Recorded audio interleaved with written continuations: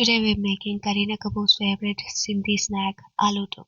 So I've taken 4 potatoes, I sliced them thick, added salt and oil, rinse them dry of water contents before you do it, then mix it well. Then on medium heat, fry it till it is like 80% cooked. Not till it's crisp, but 80% cooked. Then take them out and smash them down like I have shown.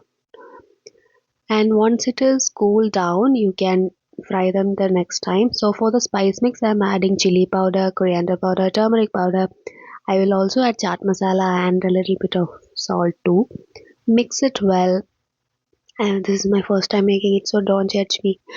And I'm not a cook, as I said before.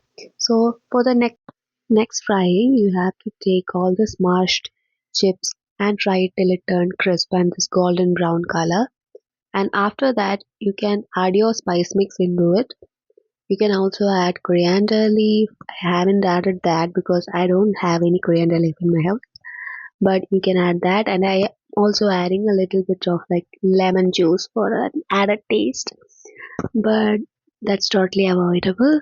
You can also eat it with like ketchup or chutney, and that's